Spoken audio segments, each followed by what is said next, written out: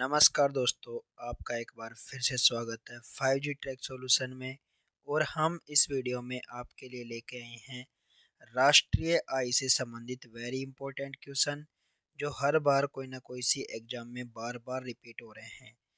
दोस्तों, आपके लिए ये आरपीएससी, आरएसएमएसएसबी, एसएससी और बैंकिंग से संबंधित इंपॉर्टेंट क्वेश्चन है, क्योंकि सारे क्वेश्चन ये इकोनॉमिक्स के हैं। किसके हैं? इकोनॉमिक्स के। जो हर एग्जाम में एक दो क्वेश्चन, तो ये मैं टॉपिक वाइज आपको इकोनॉमिक्स के क्वेश्चन करवा रहा हूँ जो बार बार एग्जाम में रिपीट होते हैं। किसी न किसी एग्जाम में, हर एग्जाम में इकोनॉमिक्स आती है, आप जानते हो। तो उनके लिए वेरी इंपॉर्टेंट है। तो जो स्टूडेंट अभी आपके आरपीएससी और एसएमएसएसबी और एसएससी की तैयारी कर रहे हैं, वो लोग वीडियो देख सकते हैं। और आप, अगर आपको वीडियो अच्छी लगी तो आप लाइक कर दीजिए। 5G टेक सॉल्यूशन पर अगर आप पहली बार आए हैं तो आप सब्सक्राइब कर लीजिए, जिससे आपको अगर कोई नई वीडियो आएगी तो उसमें आपको नोटिफिकेशन मिल जाएगा। और सब्सक्राइब करने का दोस्तों कोई पैसा नहीं लगता, सब्सक्राइब कर लीजिए। दोस्तों, एमसीक्यू टाइप क्वेश्चन है और इसमें आपके ऑप्शन वाइज डिटेल सॉल्यूशन है, तो उससे आपका सारा डाउट क्लियर हो जाएगा। तो पहली बात ये हो रही है कि राष्ट्रीय आय का अर्थ क्या है। भाई, नेशनल इनकम की बात हो रही है। किसकी बात हो रही है यहाँ पे? आपके नेशनल इनकम। तो what is the national income? आपको इसमें बताना है कि नेशनल इनकम मीन्स, तो ये होगा आपके ऑप्शन बी। किसी वित्तीय वर्ष में उत्पादित वस्तुएं एवं सेवाएं क्या कहलाएगी? आपके नेशनल इनकम। अर्थात एक तरह से कहे तो कि एक वर्ष में एक देश के सामान्य निवासियों द्वारा उसके उत्पादित सभी अंतिम वस्तुओं सेवाओं का शुद्ध जो मौद्रिक मूल्य होगा वही क्या कहलाएगा? उसकी नेशनल इनकम। मतलब कि राष्ट्रीय आय क्या कहलाएगी? राष्ट्रीय आय। नेक्स्ट क्वेश्चन पर चलते हैं दोस्तों। वीडियो को लाइक कर दीजिए दोस्तों। हम आपके लिए सभी प्रकार के official paper with detail solution भी डाल दिए गए हैं, हमने प्लेलिस्ट वाइज डाल दिए गए हैं, उनको भी आप देख सकते हैं। तो पहले अब दूसरे क्वेश्चन पर बात करते हैं। सकल राष्ट्रीय उत्पाद बराबर है, मतलब खालिस्तान प्लस विदेशों से शुद्ध साधन आय। तो खालिस्तान में क्या आएगा ये आपको बताना है कि विदेशों से शुद्ध साधन आय प्लस किसके साथ जुड़ेगा जब आपके सकल राष्ट्रीय उत्पाद बनेगा? क्या बनेगा? सकल राष्ट्रीय उत्पाद। क्या बनेगा? सकल राष्ट्रीय उत्पाद। तो बताइए कि सकल राष्ट्रीय उत्पाद कैसे बनेगा? तो ये बनेगा आपके सकल घरेलू उत्पाद को अगर आप जोड़ोगे, किसको जोड़ोगे? सकल घरेलू उत्पाद को अगर आप विदेशों से शुद्ध साधन आय में जोड़ोगे तो आपका क्या आ जाएगा? सकल राष्ट्रीय उत्पाद। अब क्या होता है, एक वर्ष होता है, मान लो एक वर्ष है, एक साल है, उसमें एक देश की घरेलू सीमा में जो उत्पादित जितने भी अंतिम वस्तु और सेवा होगी ना, उनका मौद्रिक मूल्य ही क्या कहलाएगा? आपके जीडीपी। क्या कहलाएगा? सकल राष्ट्रीय उत्पाद को इंग्लिश में बोलते हैं जीडीपी। जीडीपी मतलब ग्रोस डोमेस्टिक प्रोडक्शन। ठीक है, ग्रोस ग्रोस डोमेस्टिक प्रोडक्शन। तो आपका क्या कहलाएगा? जीडीपी। जीडीपी। तो आपके हो गया क्लियर, सकल घरेलू उत्पाद प्लस विदेशों से शुद्ध साधन आय। नेक्स्ट क्वेश्चन पर चलते हैं दोस्तों। आपके साथ यहाँ पर आपका क्वेश्चन भी क्लियर है, साथ में आपकी जो परिभाषा है वो भी क्लियर है और आपके ऑप्शन भी क्लियर है। मतलब आपको किसी चीज़ को नोट्स पढ़ने की जरूरत नहीं है, डायरेक्ट यहाँ पे लिख के याद कर लीजिए। याद करने से ही आपके सारे डाउट क्लियर हो जाएंगे। तो दोस्तों, करते हैं तीसरा क्वेश्चन। आपका तीसरा क्वेश्चन क्या है? पढ़ लीजिए एक बार, स्क्रीन पे है कि जीएनपी एनएनपी से कितना अधिक होता है। तो पहली बात तो हमारे सामने है जीएनपी। तो व्हाट इज जीएनपी और एनएनपी? तो एनएनपी क्या होता है और जीएनपी क्या होता है? हमको दोनों की परिभाषा आनी चाहिए कि भाई जीएनपी क्या है और आपके एनएनपी क्या है। दोनों की परिभाषा आएगी जब जाके ही हम आगे बढ़ पाएंगे। ठीक है, तो आपके जीएनपी क्या होता है? जल्दी बताइए कमेंट बॉक्स में, क्या होता है जीएनपी? बताइए कमेंट बॉक्स में कमेंट करके जीएनपी क्या होता है। और आप इसमें भी बताइए कि एनएनपी क्या होता है। जल्दी बताओ कमेंट बॉक्स में क्या होता है जीएनपी और एनएनपी।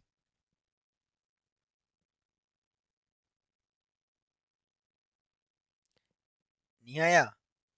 तो जीएनपी और एनएनपी क्या होता है, कमेंट बॉक्स में जल्दी बताइए क्या होता है जीएनपी और एनएनपी।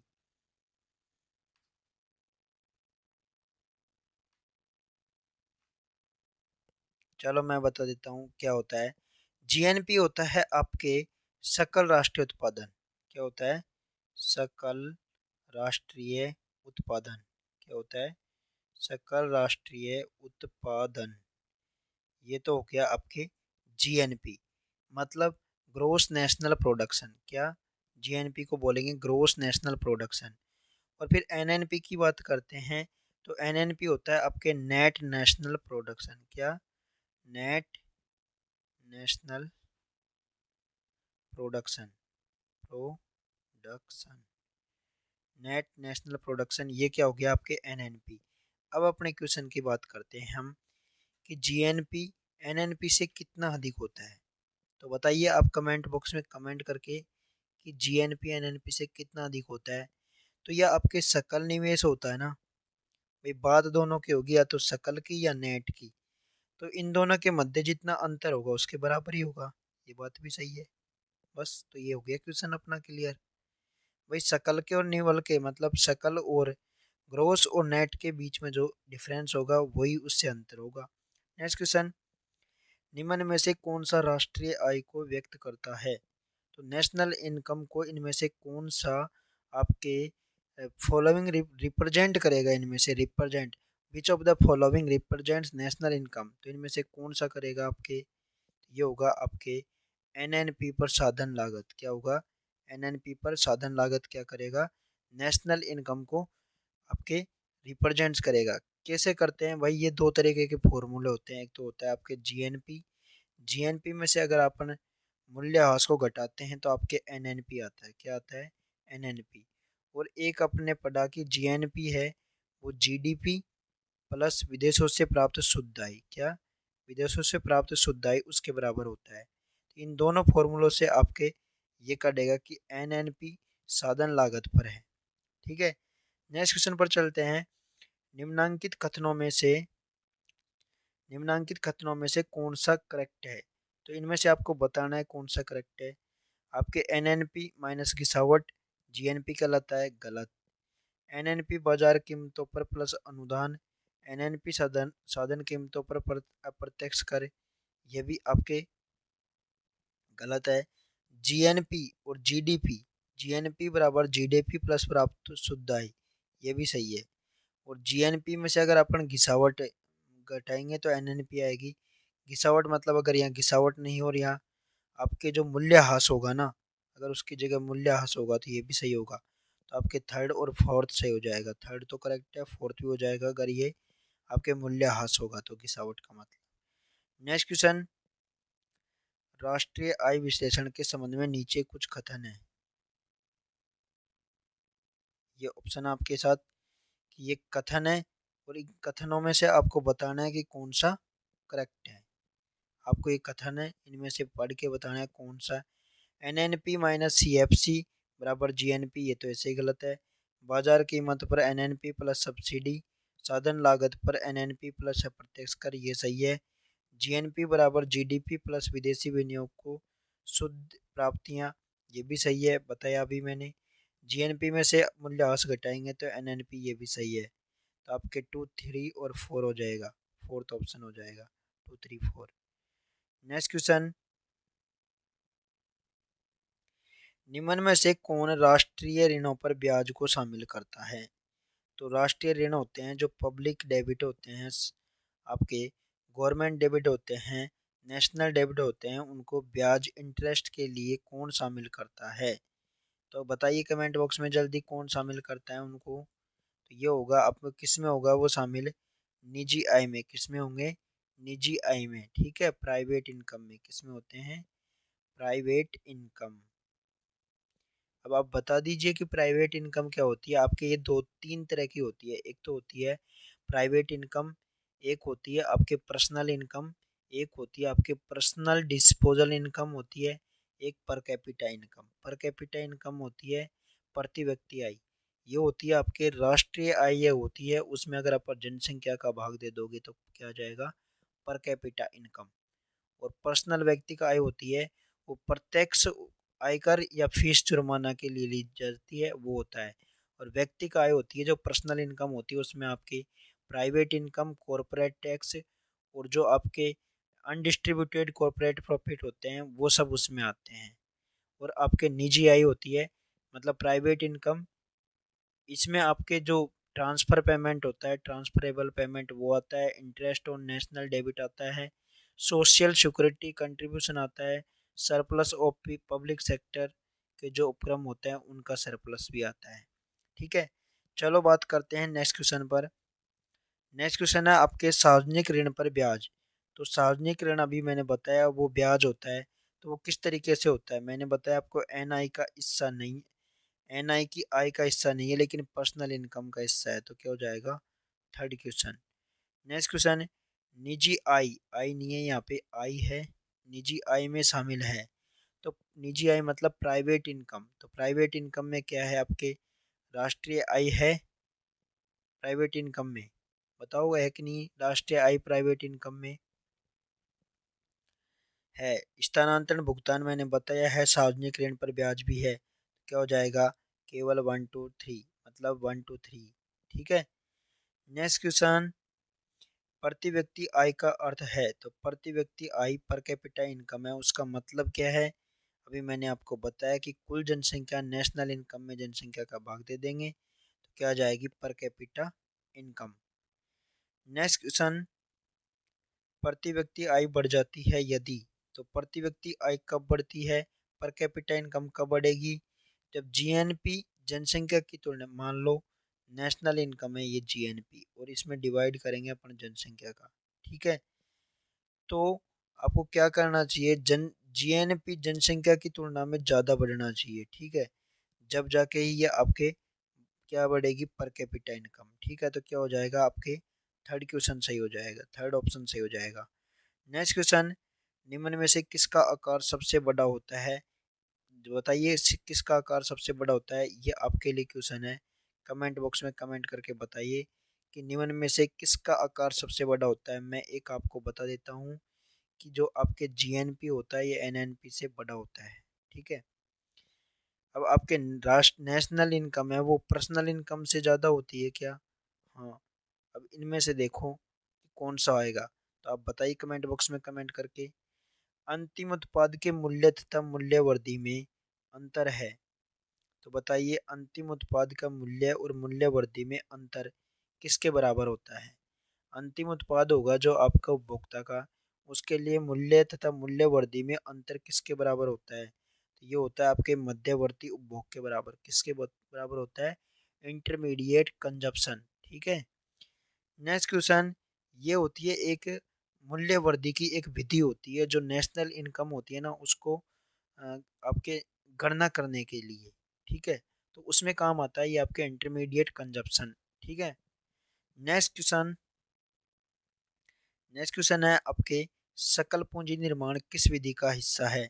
सकल पूंजी जो निर्माण है वो किस विधि का हिस्सा है, सकल पूंजी निर्माण जल्दी बताइए किस विधि का है, तो ये आपके आएगा व्यय विधि का। किसका होगा, व्यय विधि। क्यों, ये जीडीपी और आपके किस किस पे डिपेंड करती है, ये आपके जीडीपी है तो ये जीडीपी पे डिपेंड करेगी क्योंकि सकल पूंजी निर्माण, और ये व्यय विधि पे करेगी।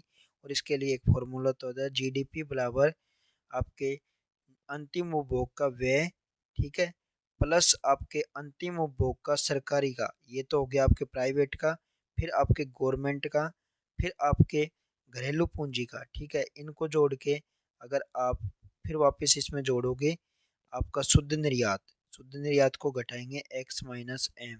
ठीक है, तो ये एक फॉर्मूला होता है आपके व्यय विधि के अकॉर्डिंग। फॉर्मूला ज्ञात करने के लिए जीडीपी ज्ञात करने का, सी प्लस आई प्लस जी प्लस एक्स माइनस एम। सी क्या होती है आपके निजी अंतिम उपभोग व्यय, ठीक है, आई क्या होता है आपके सरकारी अंतिम उपभोग व्यय, और आपके जी क्या होता है, ये होता है आपके सकल घरेलू पूंजी निर्माण, सॉरी, ये जी होता है आपके सरकारी के लिए सरकारी खर्चा, और सी होता है आपके निजी अंतिम उपभोग व्यय, और आपका आई होता है सकल घरेलू पूंजी निर्माण, और एक्स माइनस एम होता है आपके शुद्ध निर्यात। ठीक है, इससे आपके ये निकलेगा। Next question. नेक्स्ट क्वेश्चन में अब देखो, इसमें आपके ये 3 तरह की नेशनल इनकम ज्ञात करने की गणना करने का जो वो होता है विधि, ये होती है उत्पादन विधि, आय विधि और व्यय विधि, 3 तरह की होती है। ठीक है, तो आपके इसमें ऑप्शन क्या आएगा, सकल पूंजी निर्माण किस विधि का हिस्सा है, व्यय विधि का। ठीक है, नेक्स्ट क्वेश्चन। निम्न में से किस क्षेत्र में व्यय विधि को राष्ट्रीय आय की गणना हेतु प्रयोग किया जाता है। तो राष्ट्रीय आय की गणना हेतु प्रयोग किसको किया जाता है, वास्तविक संपत्ति, मकान का स्वामित्व और व्यापारिक व्यापारिक से संबंधित सेवाएं। वास्तविक संपत्ति, मकान का स्वामित्व, वास्तविक संपत्ति, मकान का स्वामित्व और व्यापारिक से सेवाएं, ये सब के लिए काम क्या आएगी आपके, व्यय विधि। ठीक है, कंजप्शन मेथड। Next question. ये वापस वही फॉर्मूला आ गया आपके। सी का मतलब क्या है यहाँ पे, आपके निजी अंतिम उपभोग का व्यय। आई का मतलब क्या है यहाँ पे, सकल घरेलू पूंजी निर्माण। और जी का मतलब है आपके सरकारी अंतिम उपभोग व्यय। और एक्स माइनस एम का मतलब होता है शुद्ध निर्यात। तो ये किसका समीकरण है, अभी मैंने बताया आपको, व्यय पक्ष का विवरण। मतलब व्यय मेथड होता है जो कंजप्शन मेथड, उसके अकॉर्डिंग नेशनल इनकम का गणना करना। Next question. भारत की राष्ट्रीय आय को किस विधि से अनुमानित किया जाता है। तो भारत की जो राष्ट्रीय आय है उनको तीन तरह की मेथड से गणना की जाती है आपके, उत्पादन विधि, आय विधि और व्यय विधि। ठीक है, नेक्स्ट क्वेश्चन। राष्ट्रीय आय की गणना के 3 तरीके मापते हैं। राष्ट्रीय आय की जो गणना करते हैं, तो 3 तरीके मैंने बताए आपको, कौन कौन से हैं, आय विधि, व्यय विधि और आपके मूल्यवर्धित मूल्यवर्धित विधि या उत्पादन विधि। ठीक है, अब इन तीनों से एक ही चीज तो ज्ञात कर रहे हैं, तो विभिन्न एंगल से ज्ञात करते हैं, लेकिन ज्ञात तो एक ही चीज ज्ञात कर रहे हैं। तो विभिन्न कोणों से एक ही चीज की मापना। Next question. देश के लिए राष्ट्रीय आय का पहला अनुमान किसने तैयार किया था। ये किया था आपके दादा भाई नौरोजी ने। किसने किया था, देश के लिए राष्ट्रीय आय का पहला अनुमान किसने तैयार किया था, किसने तैयार किया था राष्ट्रीय आय का पहला अनुमान। तो सॉरी, इसमें ये अनुमान आपके इसमें आएगा कि जो वो लेखा जोखा है वो आपका पहला तैयार किया था आपके केंद्रीय सांख्यिकी संगठन ने। किसने किया था, केंद्रीय सांख्यिकी संगठन ने, जबकि गणना करी थी आपके दादा भाई नौरोजी ने। नेक्स्ट क्वेश्चन क्या आ जाएगा, 19वें में फर्स्ट केंद्रीय सांख्यिकी संगठन। भारत में राष्ट्रीय आय गणना के लिए कौन सा विभाग जिम्मेदार है। तो ये आपके कौन सा जिम्मेदार है, सीएसओ। कौन सा जिम्मेदार है, सीएसओ। तो आपके आरबीआई की स्थापना कब हुई थी, 1 अप्रैल 1935 को। ठीक है, और आपके सीएसओ की स्थापना कब हुई थी, सीएसओ की स्थापना 1949 को हुई थी आपके। और एनएसएसओ का फुल फॉर्म कोई बता सकता है, नेशनल सैंपल सर्वे ऑर्गेनाइजेशन। क्या होता है, नेशनल सैंपल सर्वे ऑर्गेनाइजेशन। ठीक है, नेक्स्ट क्वेश्चन पर बात करते हैं। भारत वर्तमान में राष्ट्रीय आय की गणना का आधार वर्ष क्या है। तो वर्तमान में राष्ट्रीय आय की गणना का आधार है, अब वर्ष आपके 2011-12 क्या है, पहले 2004-5 था, अब 2011-12 है। नेक्स्ट क्वेश्चन है, स्थिर कीमतों पर सकल राष्ट्रीय आय है। स्थिर कीमतों की बात हो रही है, तो इस पे सकल राष्ट्रीय आय क्या होती है आपके, सकल राष्ट्रीय उत्पाद के मूल्य का मौद्रिक मापन। क्या, सकल राष्ट्रीय उत्पाद के मूल्य का मौद्रिक मापन ही क्या कहलाएगी आपके, सकल राष्ट्रीय आय। नेक्स्ट क्वेश्चन, किसी अवधि में चालू कीमतों पर राष्ट्रीय उत्पाद स्थायी कीमतों पर राष्ट्रीय उत्पाद से अधिक है, इसका कारण क्या है। मतलब चालू कीमतों पर जो राष्ट्रीय उत्पाद है वो स्थायी कीमतों पर राष्ट्रीय उत्पाद से अधिक है, तो इसका मतलब क्या हो सकता है, आप कमेंट बॉक्स में कमेंट करके बताइए कि इसका मतलब क्या है। Next question. नेक्स्ट क्वेश्चन पर चलते हैं। सकल घरेलू उत्पाद डिफ्लेटर की गणना करने का फॉर्मूला निम्न में से कौन सा है। तो सकल घरेलू उत्पाद डिफ्लेटर की गणना करने का फॉर्मूला इनमें से कौन सा है, जल्दी कमेंट बॉक्स में कमेंट करके बताइए। और वीडियो अगर दोस्तों अच्छी लगी हो तो लाइक कर दीजिए। लाइक करने के लिए एक ऑप्शन दिया हुआ है, उससे लाइक कर दीजिए। लाइक करने के कोई पैसे नहीं लगता, दबा दीजिए बटन।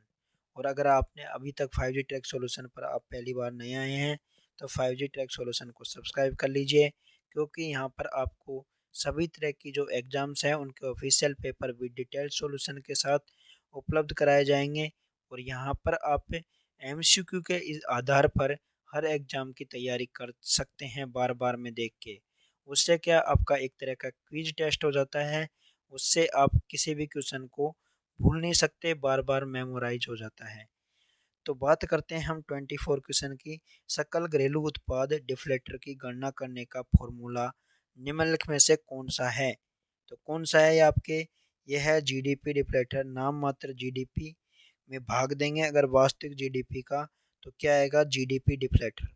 नाम मात्र जीडीपी में अगर वास्तविक जीडीपी का भाग देंगे तो हमारे पास आएगा जीडीपी डिफ्लेटर। दोस्तों, ये होता है जीडीपी डिफ्लेटर। इसको आप इस तरीके के फॉर्मूले से ज्ञात कर सकते हैं। नेक्स्ट क्वेश्चन, राष्ट्रीय आय की मापन में मूल्य वर्धित विधि के अंतर्गत निम्न में से किसे नहीं जोड़ा जाएगा? तो जब राष्ट्रीय आय में मैंने बताया आपको तीन प्रकार की विधि होती है, उत्पादन विधि या मूल्य वर्धित विधि, आय विधि, और एक होती है आपके व्यय विधि मतलब एक्सपेंडिचर या कंजप्शन विधि। तो इनके अंदर किसको नहीं जोड़ा जाएगा? जब पहली की विधि की बात हो रही है मूल्य वर्धित विधि यानी कि उत्पादन विधि में किसको नहीं जोड़ा जाएगा? तो बताइए कमेंट बॉक्स में कमेंट करके फटाफट, किसको नहीं जोड़ा जाएगा? तो ये हो जाएगा आपके स्व उपभोग के लिए उत्पादन। क्या? स्व उपभोग के लिए उत्पादन को नहीं जोड़ा जाएगा, मतलब गृहिणियों की सेवा। स्व उपभोग के लिए उत्पादन का मतलब होता है गृहिणियों की सेवा को नहीं जोड़ा जाएगा। नेक्स्ट क्वेश्चन, बाकी को सबको जोड़ा जाएगा, इनको केवल इसको नहीं जोड़ा जाएगा, बाकी सबको जोड़ा जाएगा। मकान का किराया जोड़ा जाएगा, बिक्री से प्राप्त कमीशन को जोड़ा जाएगा, विक्रय से प्राप्त इनकम को भी जोड़ा जाएगा। नेक्स्ट क्वेश्चन, राष्ट्रीय आय की गणना करते समय निम्नलिखित में से किसको शामिल, पहले तो किसको शामिल नहीं किया जाएगा? तो वो था आपके गृहिणियों की सेवाओं को शामिल नहीं किया जाएगा। अब पूछ रहा है कि किसको शामिल किया जाएगा? तो अब आपके पहला ऑप्शन तो वैसे ही गलत हो गया क्योंकि इसको शामिल नहीं करना। पेंशन भी शामिल, ओल्ड पेंशन स्कीम है वो शामिल नहीं होती है। तस्करों की आय भी शामिल नहीं होती है। तो आपके क्या आ जाएगा? चौकीदार की आय यानी कि वॉचमैन की जो इनकम है उसको आपके किस में शामिल किया जाएगा? नेशनल इनकम में। नेक्स्ट क्वेश्चन, जब एक व्यक्ति अपना पुराना रेफ्रिजरेटर दूसरों को बेचता है तो राष्ट्रीय आय में क्या होगा? जब एक व्यक्ति अपना पुराना रेफ्रिजरेटर दूसरों को बेचता है तो इनकम, अपने जो राष्ट्रीय आय है इनकम है उसमें क्या होगा? इसका आप कमेंट बॉक्स में कमेंट करके जवाब दीजिए कि क्या होगा। मैंने आपको तीन क्वेश्चन दिए हैं, तीनों के अब जवाब कमेंट बॉक्स में बताइए किसका क्या होगा। उसके विक्रय मूल्य की बराबरी बढ़ेगी, या बिक्री में दलाली के बराबर बढ़ेगी, या विक्रय मूल्य तथा दलाली के बराबर बढ़ेगी, या कोई वृद्धि नहीं होगी। जल्दी कमेंट बॉक्स में कमेंट करके बताइए। और कमेंट बॉक्स में ये भी कमेंट करके बताया करो कि नेक्स्ट आपको किस टॉपिक का वीडियो चाहिए। भाई इकोनॉमिक्स के बाद में किस सब्जेक्ट का चाहिए, किसके संबंधित वेरी इंपॉर्टेंट क्वेश्चन चाहिए। नेक्स्ट क्वेश्चन की बात करते हैं हम, भारत में राष्ट्रीय आय का अनुमान लगाने में सबसे बड़ी कठिनाई क्या है? बताओ। भारत में राष्ट्रीय आय है जो नेशनल इनकम है उसका अगर अनुमान लगाएं तो उसमें सबसे बड़ी कठिनाई क्या है? तो सबसे बड़ी कठिनाई आपके अमौद्रिक उपभोग क्या है? अमौद्रिक उपभोग मतलब, अमौद्रिक उपभोग का मतलब क्या है? Non monetary consumptions. ठीक है, आपके रिडक्शन इन सेविंग्स सही है, ये कोई दिक्कत नहीं है, इनमें कठिनाई नहीं होती। मुद्रास्फीति का कोई वो नहीं है, वैल्यू अल्परोजगार यानी कि अंडर एम्प्लॉयमेंट का भी कोई वो नहीं है। लेकिन अमौद्रिक भाई ये सबसे बड़ी कठिनाई है। ठीक है, नेक्स्ट क्वेश्चन, अब एक तो वो कठिनाई कौन सी है, अब ये पूछ रहा है कि राष्ट्रीय आय की गणना में निम्न में से कौन सी समस्या नहीं है? तो कौन सी समस्या नहीं है आपके इनमें से? यह है व्यक्तियों की आय में अंतर। क्या है? व्यक्तियों की आय में अंतर। दोहरी गणना तो होती है, ठीक है, दोहरी गणना सबसे बड़ी समस्या है। गैर मुद्री का क्षेत्र भी सबसे बड़ी समस्या है, और इलिटरेसी भी सबसे बड़ी समस्या है। कौन सी समस्या नहीं है? व्यक्तियों की आय में अंतर। नेक्स्ट क्वेश्चन, राष्ट्रीय आय में वृद्धि से आर्थिक प्रगति एवं कल्याण में वृद्धि तभी संभव है जबकि, जबकि मतलब क्या होना चाहिए? देश में आर्थिक विषमताएं कम हो। किसी देश में अगर आर्थिक विषमताएं कम है तो उसकी राष्ट्रीय आय में वृद्धि होगी, और राष्ट्रीय आय आय में नेशनल इनकम में अगर उसकी इंक्रीजिंग होएगी तो आपके उसका जो डेवलपमेंट है वो भी बढ़ेगा, इंक्रीज होगा। नेक्स्ट क्वेश्चन, ये है आपके 31 में है वर्ल्ड हैप्पीनेस इंडेक्स 2023 में भारत की रैंक क्या है। ये है 126। क्या है?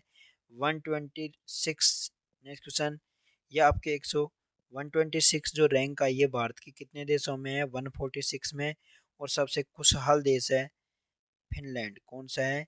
फिनलैंड। अगर आपको रहना है तो रहने के लिए आप खुशी से रहना चाहते हैं तो आप फिनलैंड में जा सकते हैं।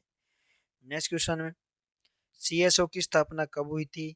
आपको मैंने बताया था सीएसओ की स्थापना 1951। ठीक है। Next question, the theory of drain नामक सिद्धांत किसने दिया था? द थ्योरी ऑफ ड्रेन मतलब आपके धन का पलायन नामक सिद्धांत किसने दिया था? ये दिया था आपके दादा भाई नौरोजी ने। ठीक है। नेक्स्ट क्वेश्चन, भारत में पहली बार संपत्ति कर कब पेश किया गया था? तो संपत्ति कर कब पेश किया गया था भारत में पहली बार? 1957 में। कब किया गया था? 1957 में। नेक्स्ट क्वेश्चन, कृषि आयकर लगाने वाला पहला राज्य कौन सा है? तो जो आपके एग्रीकल्चर टैक्स है उसको लगाने वाला पहला राज्य कौन सा है? बिहार। कौन सा राज्य है? बिहार। तो दोस्तों ये आपके हो गए 35 वेरी इंपॉर्टेंट क्वेश्चन जो कि आपके नेशनल इनकम से संबंधित थे। ये एक तरह की स्टैटिक जीके है। कैसी है? स्टैटिक जीके है। और इसको आप लाइफ टाइम के लिए याद कर सकते हैं, हर एग्जाम में आता है कोई ना कोई से में।